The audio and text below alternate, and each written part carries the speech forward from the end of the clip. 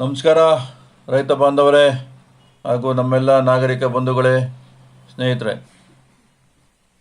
ಈ ವಿಡಿಯೋ ಸಮಸ್ತ ಎಲ್ಲ ನಾಗರಿಕರಿಗೂ ಬಹುಮುಖ್ಯ ಮಾಹಿತಿ ನೀಡುವ ವಿಡಿಯೋ ಆಗಿದೆ. ತಾವುಗಳು ಈ ವಿಡಿಯೋ ಪೂರ್ತಿಯಾಗಿ ನೋಡಿ ನಮ್ಮ ಸ್ವಾಮಿ ಸಮಗ್ರ ಕೃಷಿ 5566 ಯೂಟ್ಯೂಬ್ ಚಾನಲನ್ನು ಸಬ್ಸ್ಕ್ರೈಬ್ ಮಾಡಿ ಹಾಗೂ ಮುಂದಿನ ವಿಡಿಯೋಗಾಗಿ ಬೆಲ್ ಐಕಾನ್ ಪ್ರೆಸ್ ಮಾಡಿ ಎನ್ಕರೇಜ್ ಮಾಡಿ. ಸ್ನೇಹಿತರೆ, ಈಗೇನು ಈ ವಿಡಿಯೋ ನೋಡ್ತಾ ಇದ್ದೀರೋ ಇದು ನಮ್ಮ ತೋಟದ ಆರ್ಗ್ಯಾನಿಕ್ ಮೆಂತ್ಯ ಸೊಪ್ಪು ಗಾರ್ಡನ್. ಇದನ್ನು ಬಿತ್ತನೆ ಮಾಡಿ ಸುಮಾರು 2 ವಾರಗಳು ಕಳೆದಿವೆ. ಮೆಂತ್ಯ ಸೊಪ್ಪು ನೋಡಿ ಎಷ್ಟು ಅದ್ಭುತವಾಗಿ ಬರ್ತಾಯಿದೆ. ಇದು ಸಕ್ಕರೆ ಕಾಯಿಲೆ ರೋಗಿಗಳಿಗೆ ತುಂಬ ಮುಖ್ಯವಾದ ಆಹಾರವಾಗಿದೆ. ಈ ಸೊಪ್ಪಿನ ಪಲ್ಯ ಹಾಗೂ ಸಾಂಬಾರುಗಳನ್ನು ಹೆಚ್ಚು ಉಪಯೋಗಿಸುವುದರಿಂದ ಸಕ್ಕರೆ ಕಾಯಿಲೆ ನಿಯಂತ್ರಣಕ್ಕೆ ಬರುತ್ತದೆ ಹಾಗೂ ಅದರಿಂದ ಉಂಟಾಗುವ ದುಷ್ಪರಿಣಾಮಗಳು ಅಂದರೆ ಸೈಡ್ ಎಫೆಕ್ಟ್ ನಿವಾರಣೆ ಆಗ್ತದೆ.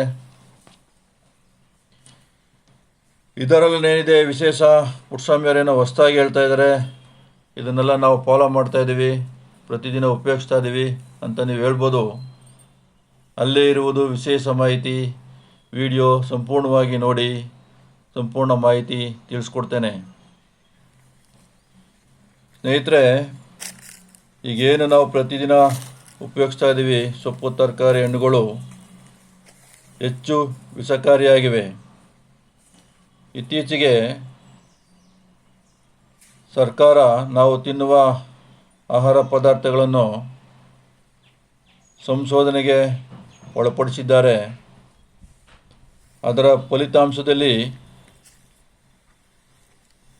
ಮನುಷ್ಯನ ದೇಹದಲ್ಲಿ ಮಾರಕ ಕ್ಯಾನ್ಸರ್ ಉತ್ಪತ್ತಿಯಾಗುವ ಅಂಶಗಳು ಕಂಡುಬಂದಿವೆ.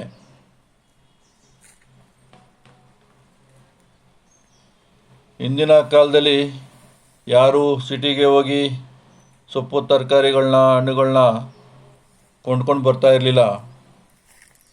ತಮಗೆ ಬೇಕಾದ ಎಲ್ಲ ರೀತಿ ಸೊಪ್ಪು ತರಕಾರಿ ಹಾಗೂ ಹಣ್ಣುಗಳನ್ನು ಸಾವಯವ ಪದ್ಧತಿಯಲ್ಲಿ ಕೊಟ್ಟಿಗೆ ಗೊಬ್ಬರ ಉಪಯೋಗಿಸಿ ಬೆಳೆದು ಊಟ ಮಾಡ್ತಾಯಿದ್ರು.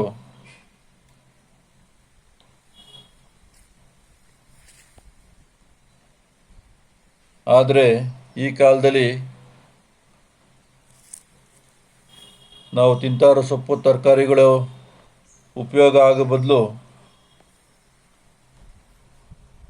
ಅದು ಹೆಚ್ಚಿಗೆ ಕೆಡುಕನ್ನು ಉತ್ಪತ್ತಿ ಮಾಡ್ತಾ ಇದೆ.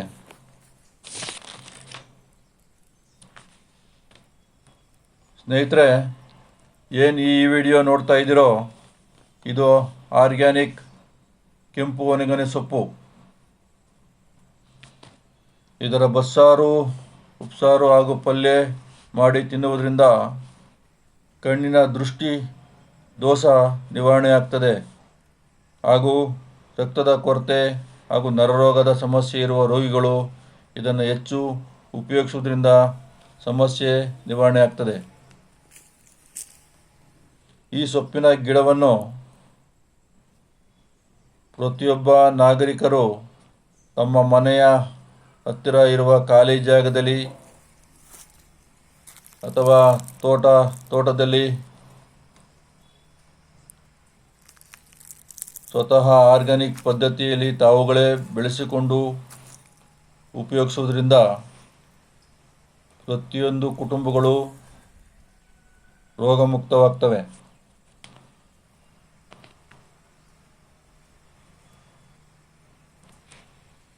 ಈಗ ಎಲ್ಲಿ ನೋಡಿದರೂ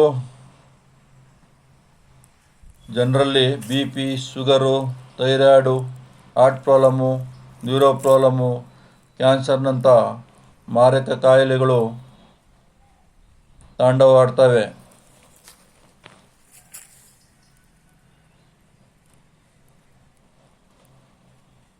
ಈಗ ಪ್ರತಿಯೊಬ್ಬ ನಾಗರಿಕರು ಎಚ್ಚೆತ್ತುಕೊಳ್ಳಿಲ್ಲ ಅಂದರೆ ಮುಂದಿನ ಜನಾಂಗ ತುಂಬ ಸಂಕಷ್ಟಕ್ಕೆ ಸಿಲುಕುವ ಪರಿಸ್ಥಿತಿ ಬರ್ತದೆ.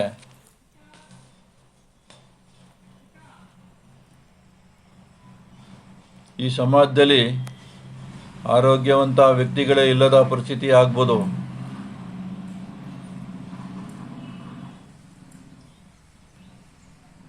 ಇದಕ್ಕೆ ಪರಿಹಾರ ಆಸ್ಪತ್ರೆಯಲ್ಲಿ ಕೊಡುವ ವಿಷದ ಮಾತ್ರೆಗಳಲ್ಲ. ಇಂದಿನ ಕಾಲದಲ್ಲಿ ಹೇಳುವಂತೆ ಮತ್ತೆ ಮರಳಿ ಗೂಡಿಗೆ ಅನ್ನುವ ಹಾಗೆ ಇಂದಿನ ಕಾಲದ ಬೇಸಾಯ ಪದ್ಧತಿ ಅನುಸರಿಸ್ಕೊಂಡು ಶುದ್ಧವಾದ ಆಹಾರವನ್ನು ಬೆಳೆದು ಸೇವಿಸುವುದರಿಂದ ಮುಂದಿನ ಪೀಳಿಗೆಯನ್ನು ಆರೋಗ್ಯವಾಗಿ ಕಾಪಾಡ್ಕೋಬೋದು.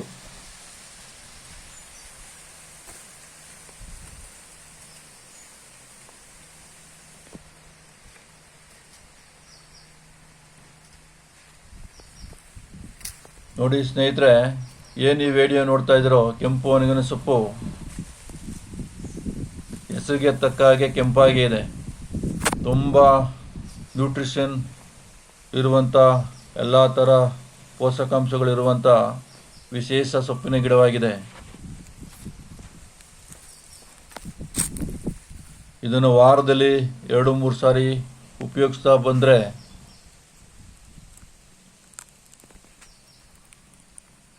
ಮುಖ್ಯವಾಗಿ ಕಣ್ಣಿನ ದೃಷ್ಟಿಯಿಂದ ಯಾರು ಬಳಲ್ತಾ ಇದ್ದಾರೋ,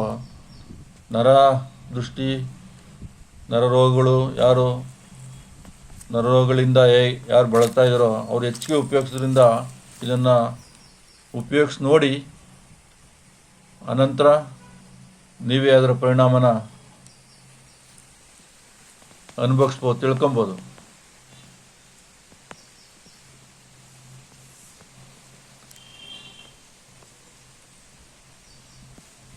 ಇದನ್ನು ಒಂದು ಸಾರಿ ನಾಟಿ ಮಾಡಿ ನೀರಿನ ವ್ಯವಸ್ಥೆ ಮಾಡಿ ಗೊಬ್ಬರ ಹಾಕಿದರೆ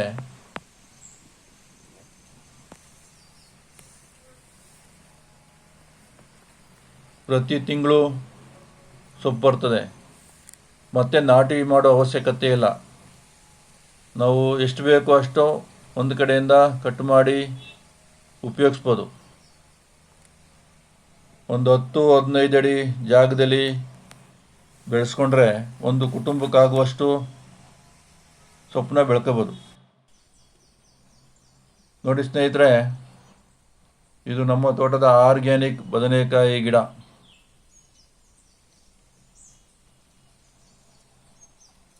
ಇದಕ್ಕೆ ಯಾವುದೇ ಕೆಮಿಕಲ್ಸು, ಯೂರಿಯಾ ಉಪಯೋಗಿಸದೆ ಬೆಳೆದಿದ್ದೇವೆ ನೋಡಿ.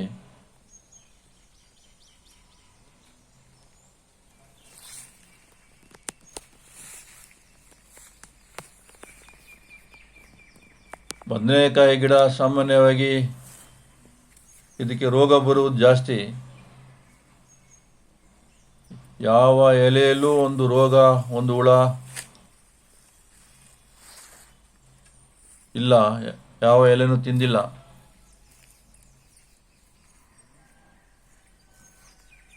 ಇದಕ್ಕೆ ನಾವು ಯಾವುದೇ ಕೆಮಿಕಲ್ ಸ್ಪ್ರೇ ಮಾಡಿಲ್ಲ. ಅರಿಶಿನ ಪುಡಿ ಹಾಗೂ ಬೇವಿನೆಣ್ಣೆ, ಕೋಳಿ ಮೊಟ್ಟೆಗಳನ್ನು ಉಪಯೋಗಿಸಿ ವಾರದಲ್ಲಿ 1 ಸಾರಿ ಸ್ಪ್ರೇ ಮಾಡ್ತೀವಿ.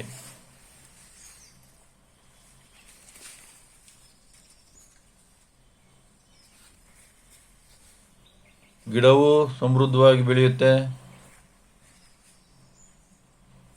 ವಿಷಮುಕ್ತ ತರಕಾರಿಯನ್ನು ಕೊಡುತ್ತೆ.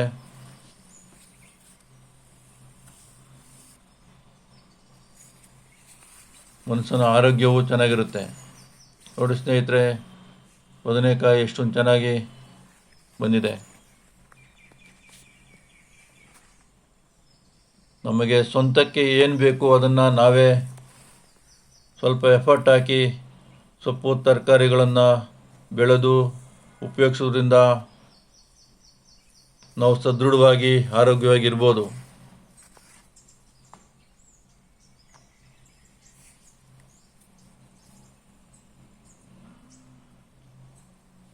ಇಂದಿನ ಕಾಲದಲ್ಲಿ ಹಾಸ್ಪಿಟ್ಲುಗಳೇ ಇರ್ತಿರ್ಲಿಲ್ಲ, ಯಾರು ಆಸ್ಪತ್ರೆಗೆ ಹೋಗ್ತಿರ್ಲಿಲ್ಲ.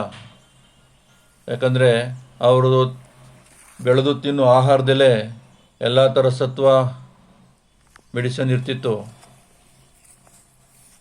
ನೂರಾರು ವರ್ಷ ಕಾಲ ಯಾವುದೇ ರೋಗ ಇಲ್ದಂಗೆ ಜನರು ಬದುಕ್ತಾಯಿದ್ರು. ನೋಡಿ ಸ್ನೇಹಿತರೆ, ಆರ್ಗ್ಯಾನಿಕ್ ಬ್ಲೂ ಬದನೆಕಾಯಿ ಎಷ್ಟೊಂದು ಅದ್ಭುತವಾಗಿ ಬಂದಿದೆ ನೋಡಿ.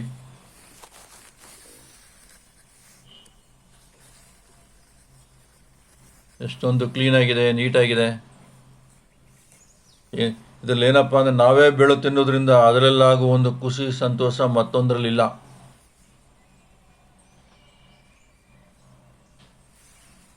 ಪ್ರತಿಯೊಬ್ಬರಿಗೂ ಅಲ್ಪ ಸ್ವಲ್ಪ ಜಾಗಗಳು, ತೋಟಗಳು, ಮನೆ ಹತ್ರ ಖಾಲಿ ಜಾಗಗಳು ಇರ್ತವೆ.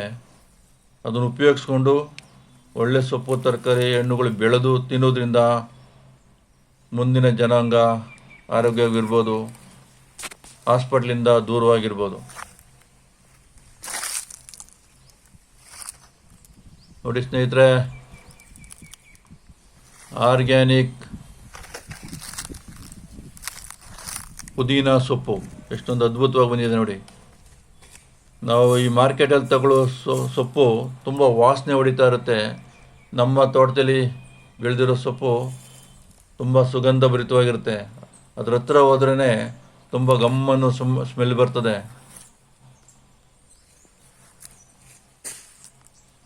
ಒಳ್ಳೆ ಆಹಾರ ಉಪಯೋಗಿಸಿದ್ರೆ ಒಳ್ಳೆ ಆರೋಗ್ಯ ಬರುತ್ತೆ, ಇದರಲ್ಲೇನೂ ಅನುಮಾನ ಇಲ್ಲ.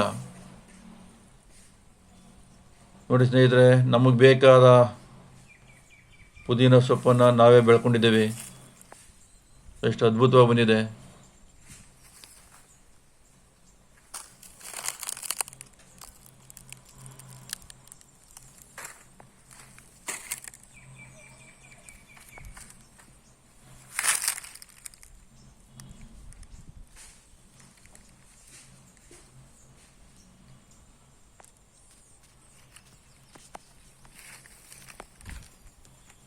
ಹಾಗೂ ನೋಡಿ ಸ್ನೇಹಿತರೆ, ನಮ್ಮ ತೋಟದ ಆರ್ಗ್ಯಾನಿಕ್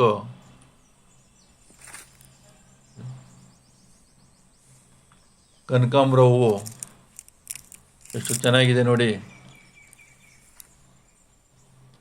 ಇವತ್ತಿನ ಕಾಲದಲ್ಲಿ ವಿಪರ್ಯಾಸ ಏನಂದರೆ, ದೇವ್ರಿಗೆ ಕೂಡ ಪ್ಲಾಸ್ಟಿಕ್ ಹೂವು ಹಾಕ್ತಾರೆ, ಹೆಂಗಸರು ಕೂಡ ಪ್ಲಾಸ್ಟಿಕ್ ಹೂವು ಮುಡ್ಕೋತಾರೆ. ಆ ಥರ ಪರಿಸ್ಥಿತಿ ಆಗಿದೆ. ನಮ್ಮ ಮನೆಗೆ, ದೇವರಿಗೆ, ಪೂಜೆಗೆ ಬೇಕಾದ ಹೂಗಳನ್ನು ಸ್ವತಃ ನಾವೇ ಬೆಳೆದು ಉಪಯೋಗಿಸೋದ್ರಿಂದ ತುಂಬ ಶ್ರೇಷ್ಠ.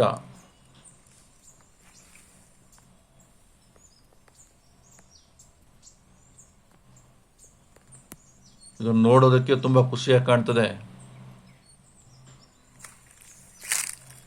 ಆರ್ಗ್ಯಾನಿಕ್ ಆಗಿ ಬೆಳೆಯೋದ್ರಿಂದ ಎಷ್ಟೊಂದು ಅದ್ಭುತವಾಗಿ ಕಾಣ್ತಾ ಇದೆ ನೋಡಿ ಸ್ನೇಹಿತರೆ.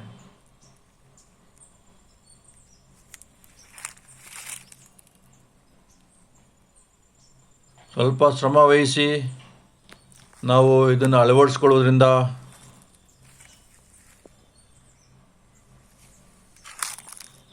ನಮ್ಮ ಹಳೆಯ ಸಂಪ್ರದಾಯ ಮತ್ತೆ ಮರುಕಳಿಸ್ತದೆ. ಪ್ರತಿಯೊಂದು ಕುಟುಂಬಗಳು ಆರೋಗ್ಯವಾಗಿ ಸದೃಢವಾಗಿರ್ಬೋದು. ಹಾಸ್ಪಿಟ್ಲುಗಳಿಂದ ದೂರ ಇರ್ಬೋದು. ಮುಂದಿನ ಜನಾಂಗಕ್ಕೆ ನಾವು ಒಳ್ಳೆ ಆರೋಗ್ಯವನ್ನು ಕಟ್ಕೊಡ್ಬೋದು. ಇವತ್ತಿನ ಕಾಲದಲ್ಲಿ ಚಿಕ್ಕ ಚಿಕ್ಕ ಮಕ್ಕಳುಗಳು ಕೂಡ ಅನಾರೋಗ್ಯವಾಗ್ತಾ ಇದ್ದಾರೆ.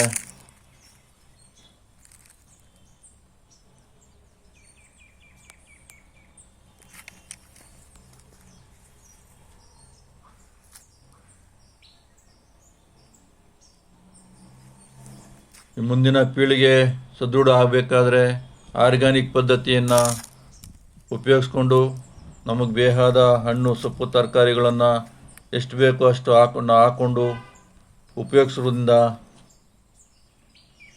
ನಮ್ಮ ಆರೋಗ್ಯ ಸದೃಢವಾಗಿರ್ತದೆ.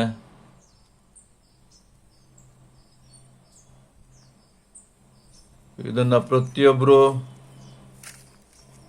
ರೈತರೇ ಮಾಡಬೇಕು ಅಂತೇನಿಲ್ಲ, ಎಲ್ಲ ನಾಗರಿಕರು ಇದನ್ನು ಅಳವಡಿಸ್ಕೋಬೋದು. ಸುಮಾರು ಬಹುಪಾಲು ಖಾಲಿ ಜಾಗಗಳು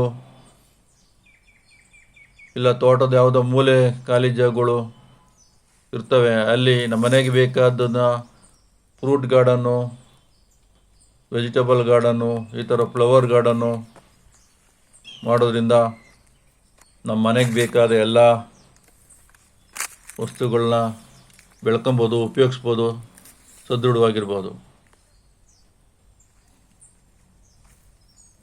ಸ್ನೇಹಿತರೆ, ಮುಂದಿನ ವಿಡಿಯೋದಲ್ಲಿ ಸಿಗೋಣ.